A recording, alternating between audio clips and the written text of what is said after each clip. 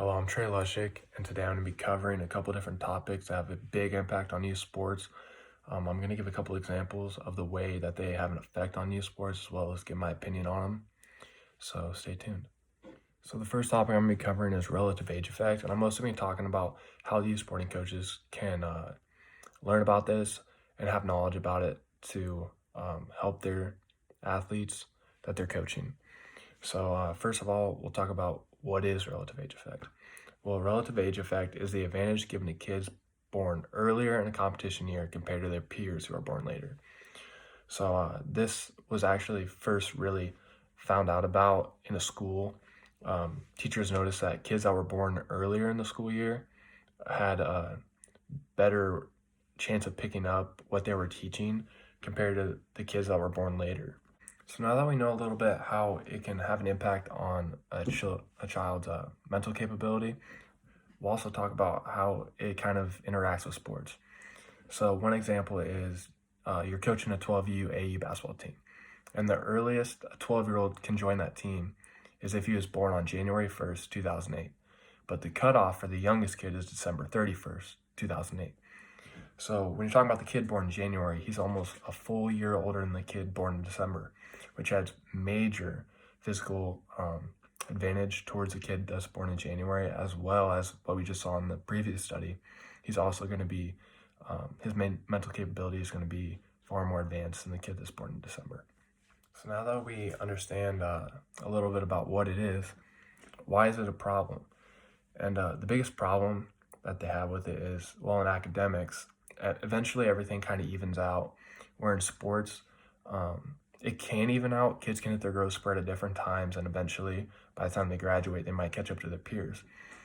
But the real problem in youth sports is if a kid is underdeveloped because he's born a year later, say he's a 12-year-old, he might just want to give up. Say he's not getting any playing time, he's not on a good team, whatever the case is, he might just not enjoy the sport. And he could end up being good at it in 5 years, but right now he's just underdeveloped, not enjoying it. It could lead him to just quitting the sport or losing the love for the sport. And advantage to the kids that are older because they're more developed, so they'll probably enjoy it more. They'll probably get more playing time, as well as they'll probably be on the better teams. Other advantages that are awarded to the kids that are older is experience. So when we're talking about sports, experience is key, reps are key. Practice makes perfect. Along with practice is confidence.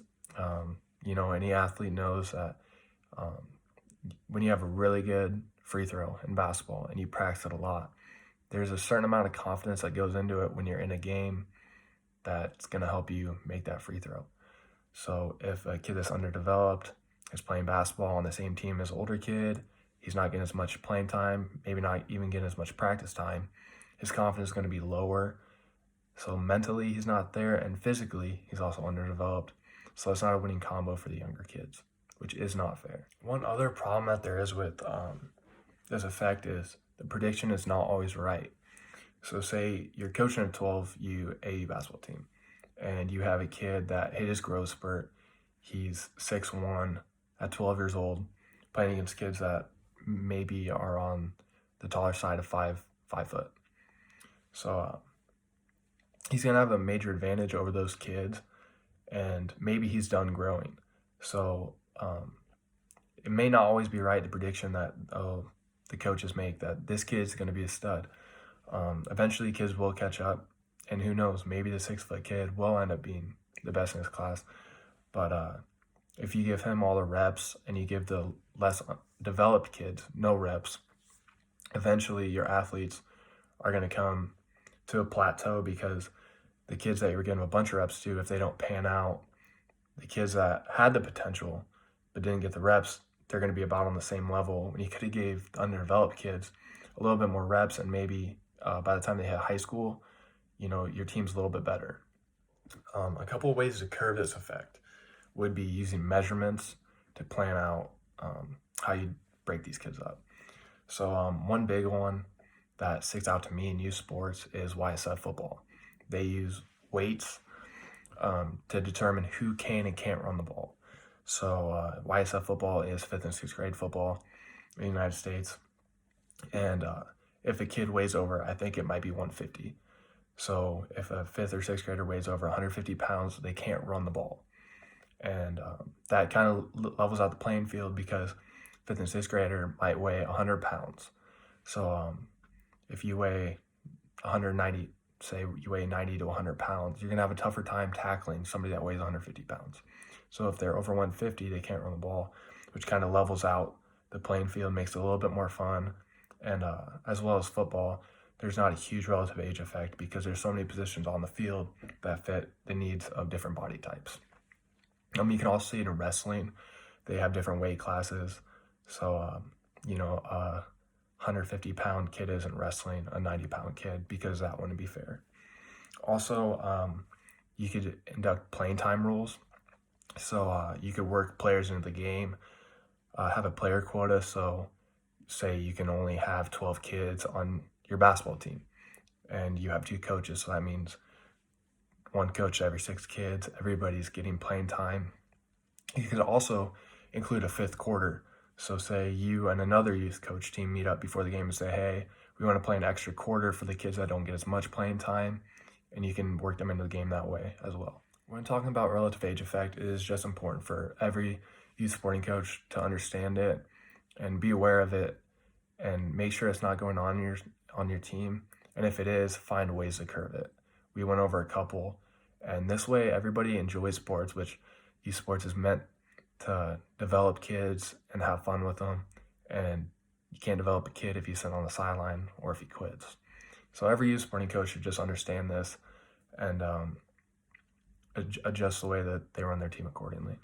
The next topic we're going to be talking about is contextual interference. So what is contextual interference? Well, contextual interference in sports is a way a skill is organized for practice. So it's different ways to practice a specific skill. The 2 main types of this are random. So random practice is practice in an unpredictable fashion, and it also has higher contextual interference. It can be set up in different variations of the skill, or it can be broken up in different skills in general. The biggest advocate for using this is putting athletes in stress while performing a task. So it's more like a simulation of competition, and you're just throwing obstacles at these athletes to have them perform under stress, which studies show leads to better learning and faster learning, as well as just being able to do the skill. So one example of random practice in youth sports is, for example, in baseball, as a coach, you're hitting ground balls to your players and they're out at the shortstop position. And you're hitting balls on their right, on their left, directly in front of them. Maybe they're high, maybe they're low. Maybe they're hit harder, maybe they're hit softer. So players have to field the ball, and then you want them to throw the ball to first base. So this would be a type of random practice that includes variations of skills as well as using different skills. So the players can't get comfortable doing one thing, like just fielding it to their right or just fielding to the left. They have to work through the stress that they're given to complete a task, which leads to better learning. On another note, there's also called blocked practice. And what blocked practice is practicing a specific skill for a specific time or a specific amount of reps, and then moving on to the next skill. So using the same sport example, baseball. So say you're hitting ground balls to your athletes and they're all out of shortstop. Block practice, you might, instead of hitting the ball, you're going to hit it the exact same way on their right side. And that's all they're going to do. They're just going to field the ball and then they're done. They're not going to throw the ball to first base. They're going to field it on their right side, and then they're going to get to the back of the line and do it again and again. And say you're going to have everybody take 2 reps, and then you're going to move on to fielding on their left side. That would be an example of blocked practice because you're practicing a specific variation of a skill or one skill, and you're going to do it over and over until you decide it's time to move on to the next skill. So which one is better?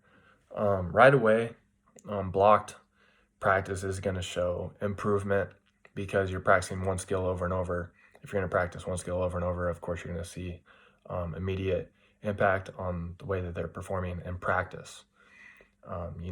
In a real baseball game, back to the analogy I used earlier, they're not going to hit it to your right side every time when you're playing shortstop. So right away in practice, you're going to see a lot of improvement if you're using blocked. But random practice is going to be tough right away, but it's going to better simulate competition and help your athletes deal through the stress that they're going to go through during competition. It also builds confidence that they can go through these movements and perform a task using different skills to get the task done. As an athlete myself, I may be a little bit biased when it comes to the type of practice that I enjoy because I am a random practice athlete, but it does have higher contextual interference. Again, if you're going to go through a different skill, there's going to be a lot more interference than if you're doing one skill over and over and over. And again, I like to simulate the game, so I just get more confidence when I'm in that position, and I know how to deal with the stress when it comes. But I think also, on the same note, everything has time and a place, and depending on what sport you're doing, you can use any type of practice and you're probably going to see benefits. So one example that I might use block practice for is in football, sport I play. A quarterback might use block practice when he's throwing to his receivers and they're practicing throwing an out route. So for those of you who don't know, an out route in football is a timing route. It needs to be on time every time.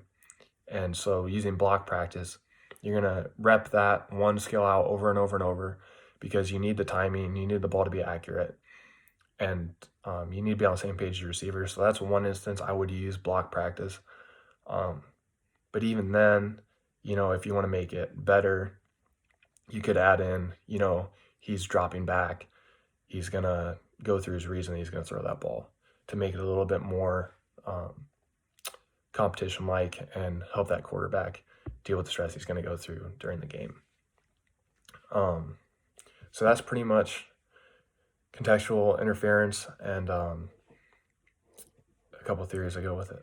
So I think it's important that youth sporting coaches understand both of these, because knowing your athletes is very important, knowing how to make sure everybody is developing on track and enjoying the sport, because that's what it's about, is development and fun. Also, the way you're developing them is very important. Understanding ways to practice and how to get the best out of your practice so you're not wasting anybody's time, as well as helping them out as people. So that is my video, and I hope you guys enjoyed it.